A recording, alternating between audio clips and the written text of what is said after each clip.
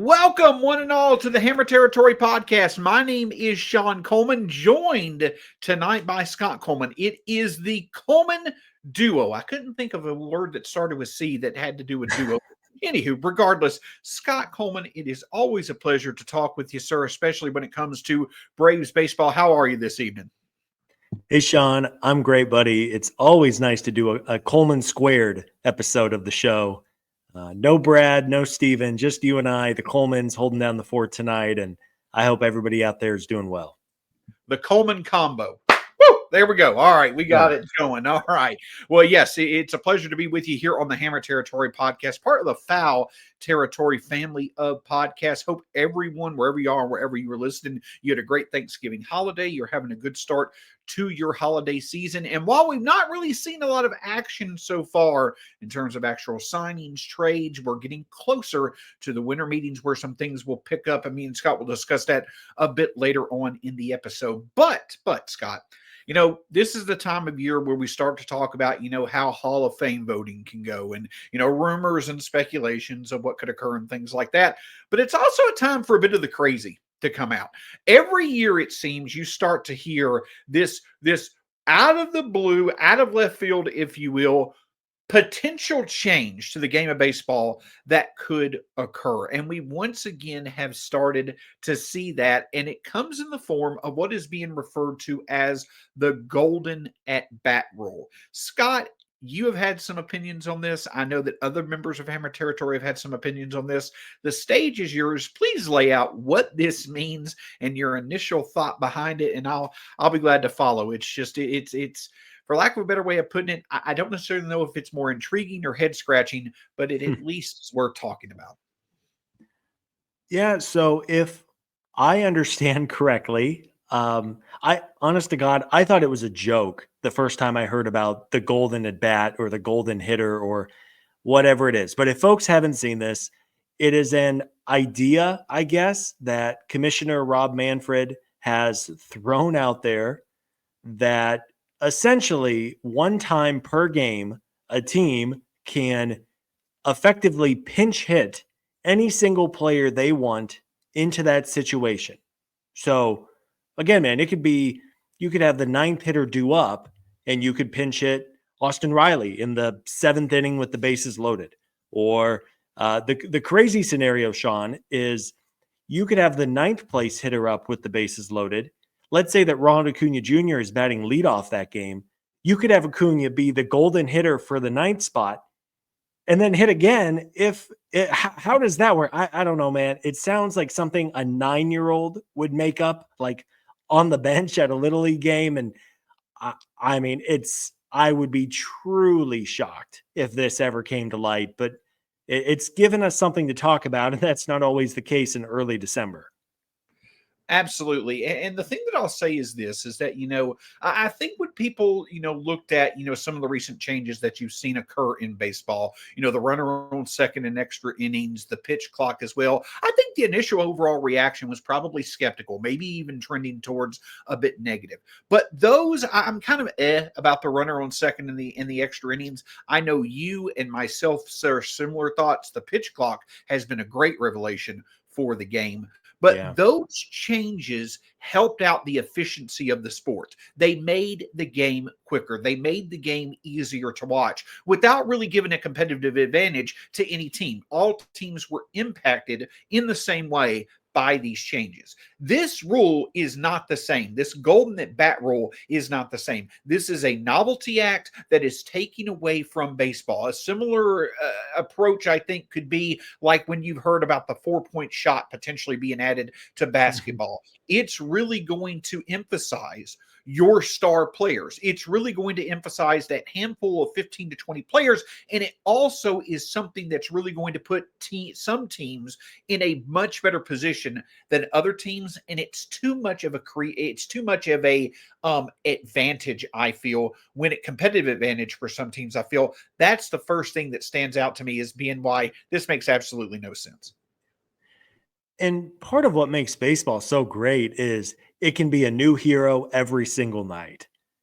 Or what's sweeter than a guy in the midst of an 0 for 20 slump and he comes up with the bases loaded in the ninth inning, and everyone's kind of going, oh man, all right, Shawn hasn't had a hit in a week. This is not going to go well. And what happens? But you line a ball into the gap, you clear the bases, and you win the game.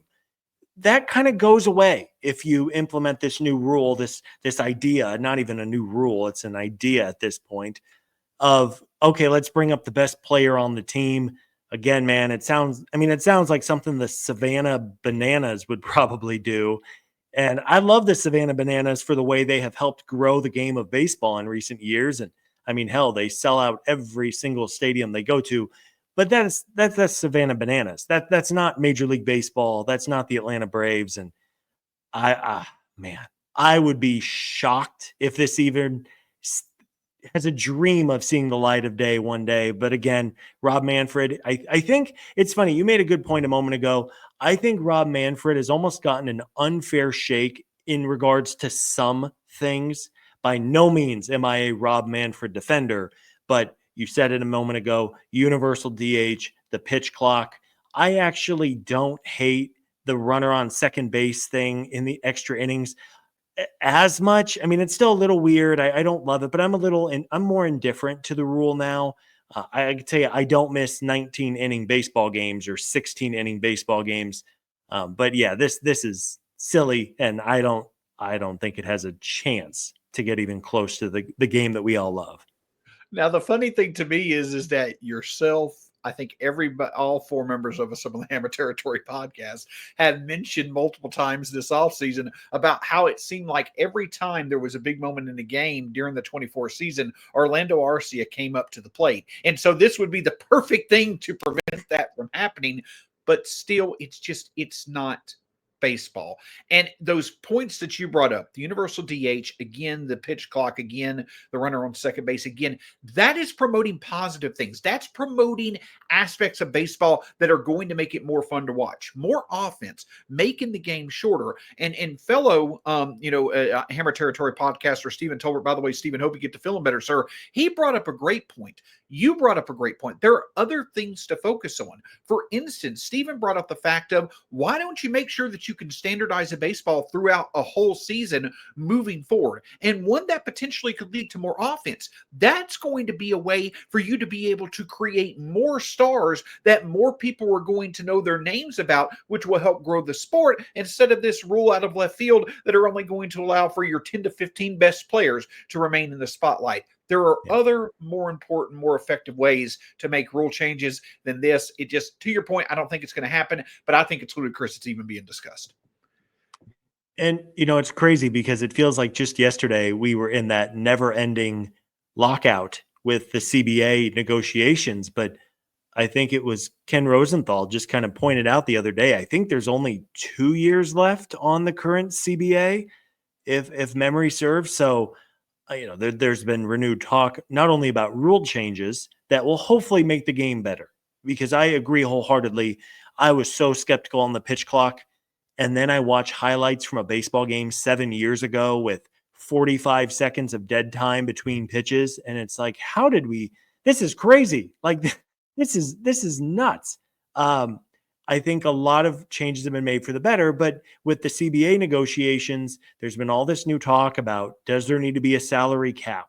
Does there need to be a salary floor to make the teams that don't want to spend money spend money? It's not going to be a crazy floor, but it could be $120 million. I think about a third of the league last year operated under $120 million. There's no need for that, man. You've got billionaire owners. Attendance was through the roof last year. Revenues are through the roof. So it's kind of reignited this conversation about peace between the Players Association and the owners. And we'll see what other rule changes come of those negotiations. But I guess to put a bow on this, just no chance, man. This is it is silly at best, and if we're being nice, it's just dumb. Holiday shopping gets hectic. Why don't you let America's #1 meal kit help you out? HelloFresh has over 50 recipes to choose from each week. They pre-portion the ingredients and then ship them right to your doorstep. If you're looking to fit a specific lifestyle, HelloFresh features preferences like fit and wholesome, quick and easy, or a vegetarian option for you too. HelloFresh helps you eat healthier and stress less about how you're getting the ingredients and ideas for that perfect home-cooked meal. In many parts of the country, it's cold out. So skip the hassle and snuggle up next to your phone or your computer and pick out your favorite recipes. Then let HelloFresh handle the planning, the shopping, and most of the prep. It's easier than ever to get dinner on the table quick and painless. We've made many of these recipes ourselves and they are delicious. Trust me. Get 10 free meals at hellofresh.com/free-FT. Applied across 7 boxes. New subscribers only. Varies by plan. That's 10 free HelloFresh meals just by going to hellofresh.com/free-FT. And again, it's fun to talk about, but let's get to an even more fun subject to talk about, and that is where Alex Anthopoulos continues to excel, it seems, year in and year out, and that, of course, is on the trade front. Friend of the show, Mark Bowman of MLB.com, wrote a really thought-provoking piece, and I'm not just saying that to be complimentary. It was really, really interesting, the trade candidates piece that he wrote. When I say trade candidates, I'm not talking about potential trade targets that the Braves could go after, but what members of the Braves, both in the farm system and with the Major League Club, could be sensible for the Braves to potentially use in getting players that they need to fill holes to be better for 2025 and beyond. And there were a couple of perspectives in that article, Scott, that I think that Mark Bowman brought up that really made you think. What really stood out to you when you read that article is being like, may not have thought of that, or man, that I don't necessarily know what's going to happen, but you can make logic from it. What did you take away from Bowman's article? Yeah, it's worth noting that the winter meetings start 4 or 5 days from right now. I think they technically begin on Sunday, and I'm sure the GMs are reporting. I think it's still in Nashville. Correct me if I'm wrong, Sean. But they're going to be showing up this weekend. And usually the winter meetings are really the fireworks that get everything going. The dam will break. There was reporting that Juan Soto is closing in on a team or 2 or 3, and it sounds like the Soto stuff is going to be wrapped up maybe within the week. And then kind of that next wave of free agents will have a better, clearer picture of where to go. But, from Bowman's piece, and it's worth reading if folks didn't, he spoke pretty openly about where the Braves might value their prospects most. The one that probably caught me by the most surprise was with AJ Smith-Shawver and Hurston Waldrep. Now, Bowman has been doing this for a long time. I'm sure he has sources, and he isn't just pulling this out of thin air. Bowman seemed to think that the Braves would be more inclined to trade AJ Smith-Shawver as a big piece this winter than Hurston Waldrep. That was a little bit of a surprise to me, just because based on the team's actions and just where those two pitchers are at today, Smith-Shawver is clearly in favor with the front office, and we only saw Waldrep for a short amount of innings this past year, and it was not pretty. But, I mean, hell, he was pitching in college 2 years ago, so that's not a big surprise. And then, Bowman also acknowledged that Drake Baldwin, while a very enticing piece, he's the most enticing piece, but also could be a piece of this franchise long term, especially after the year he had. So, overall, it was just an interesting kind of insight into where, at least according to Bowman's sources, where the Braves might be sitting with their prospects. Yeah, and to your point, again, this isn't, in talking about, what sources, which of this may be Bowman's opinion versus, him going off information that he's heard, what could be in there. Well, again, he validated, I think, the opinion of the fact that AJ Smith-Shawver could be more available than some may think, even more available than Hurston Waldrep, because he came straight out and said teams have shown interest in Waldrep. The Braves have shown no interest in wanting to trade him. And so that's what really stood out to me. But before we get into the prospects, there was another really, really eye-opening part of that article that talked about a couple of potential major league options that could make sense in a potential trade if the Braves really wanted to get creative. Jared Kelenic obviously was a name that has been mentioned. I just don't think it really makes sense for the Braves to trade him at low value at his low cost when he probably could be a fine fourth outfielder. But Ozzie Albies was mentioned. And, Mark Bowman talked about the fact that, yes, Ozzie Albies is owed, I believe, $7 million or less over the next 3 years. But he is shown to be, a bit more prone to injuries. The defense is certainly something that's questioned. The offensive consistency has kind of fallen a bit as well. there are questions that could be fairly asked about Ozzie Albies and his value overall, but still with his contract, could he be of good value for the Braves to trade? I don't think it makes sense, but it at least there was some logic, at least with Bowman's thought process about mentioning Ozzie Albies. Yeah, I don't think Sean or I or probably anyone listening to this podcast expects Ozzie Albies to be traded, but it's kind of the first time that anybody plugged into the team has at least kind of spoken it or written about the possibility and the reality that Ozzie Albies' defense has fallen off significantly. I mean, even compared to like Whit Merrifield, who's 10 years older than Ozzie is, it was night and day whenever he started to fill in. Much more range, much stronger arm, much better turning double plays. But man, we love Ozzie Albies. He's beloved in that clubhouse. He's great friends with a lot of the players. So I don't think anybody expects Ozzie to get moved this winter. But depending on the year he has next season, I think it feels like Ozzie is signed forever, but he has this year under control for sure, and then 2 club options beyond this season. I would guess that 2 years from now, Ozzie Albies is still the team's second baseman, but it definitely caught my eye and caught yours too, Sean, when Mark Bowman at least gave the slim possibility that Atlanta could get creative and try to use Ozzie Albies as part of a big deal that would probably have to go for a team where they clearly don't want to subtract from the big league club. Those moves are pretty rare. And again, I don't think anyone expects it. And on Kelnick, I agree. I think Kelnick is going to have a role next season. I guess you could trade him now, but I mean, you're not going to get very much. And the Braves are going to need all the outfielders they can get their hands on with Acuna's knee uncertainty. Michael Harris has missed significant time the last 2 years with a hamstring and a back issue. And that's it for in-house outfielders at this point on the roster on the 40-man. So it was, again, worth checking out that piece from Bowman because not only did he hit on the prospects who might be moved at any point this winter, but some of the major league pieces that maybe aren't completely set in stone.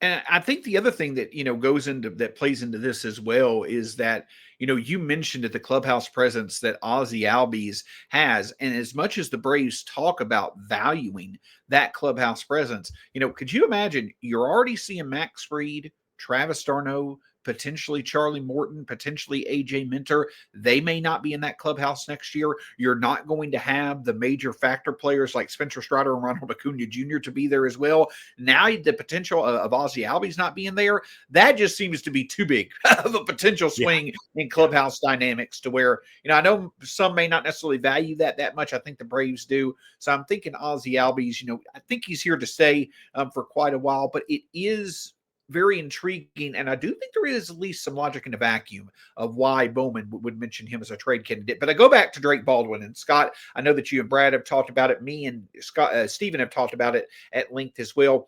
It just makes sense. Coming off the year that he had, coming off the fact that it's always hard to find these catching prospects. The Braves themselves, though, have been very good at creating these catching prospects, and they've been willing to trade them in the past. There are a lot of boxes that have been checked before with the type of prospect that Drake Baldwin is, and with the Braves being committed to Sean Murphy, I think he makes the most sense if they're going to if any of these names mentioned are the prize of a package for them to go get a player that they want. Drake Baldwin stands out to me as being the guy to kind of be at the center of that package. Yeah, and man, it would be we'd be white knuckling that deal because the Braves have moved on from a couple of young catchers in recent years, and I think if we had Alex Anthopoulos on the show and maybe had a couple of drinks, I think Alex would admit that he probably would like to have the William Contreras, Sean Murphy deal back if he could. And that's not a hot take. Contreras has been phenomenal, and let's call it what it is. Through 2 years, there was about 3 months where Sean Murphy was awesome, and since then he hasn't done a whole lot of good. Anthopoulos also moved on from Shea Langoliers, who had a better season with Oakland. He still is not a great player by any means, but again, young, serviceable catchers don't just grow on trees. So if the Braves are going to move Drake Baldwin, for my money, they would have to get like a legitimate star level player back. Like if you're going to move on from Baldwin, you better be getting Garrett Crochet, to headline the front of your rotation with Chris Sale and Spencer Strider. I mean, wouldn't that be sick?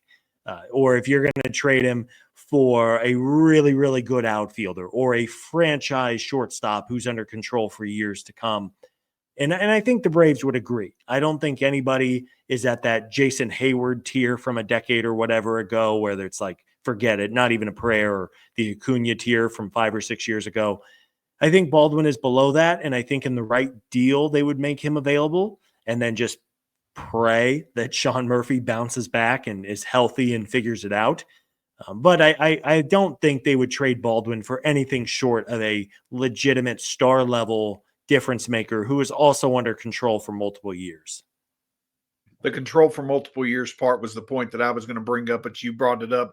Great analysis as always, Scott. It makes perfect sense. I'm there with you. The guy that could, if they're going to use Baldwin to go get a guy, it needs to be someone that's going to help him out in 2025 and beyond. But you mentioned the winter meetings, and it's always really exciting to see this. Heck, just a year ago, it was that Sunday night where we, I believe on the weekend where many of us thought that the Braves were going to potentially go after another White Sox pitcher in Dylan Cease. They actually turned a completely different corner. I think Alex even hinted at they were potentially talking about Dylan Cease, but they instead went and got Jared Kelenic last year on the Sunday night of the winter meeting. So Alex likes to strike when it makes sense. A bit more of a quiet November than it has been in the past. But I do think that it makes sense, especially as you mentioned with the Juan Soto signing likely happening in the next few days. What are you really looking for in terms of maybe what you hope versus what you expect when it comes to the Braves focus going into the meetings?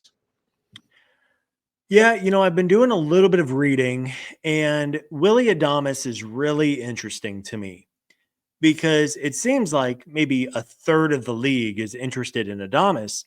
But the fact is, a lot of those teams have either spent money elsewhere or are looking to trim payroll. Like the San Francisco Giants were heavily rumored for Adames earlier, but now there's reporting that the Giants are trying to trim payroll. Well, you can't do both of those. You can't sign a premier shortstop and also cut your payroll back. I think we're going to see, once Juan Soto signs, we're really going to have an idea of what the market is like for Adames, Anthony Santander, some of these better hitting free agents who are available. And I'm guessing the Braves are in on Adames. He is an obvious fit. People rave about him in the clubhouse too, which is a very legitimate thing that Alex Anthopoulos cares about. So I'm until Adames signs with some other team, I'm going to really kind of believe that the Braves are going to be seriously in it. They presumably have the money, as long as there's something not funky financially behind the scenes that we don't know about. And then, in terms of trades, I always talk about the show that you and Steven and I did for an hour before the trade deadline, trying to come up with what outfielder Alex was going to trade for. And of course, he went out and got Jorge Soler.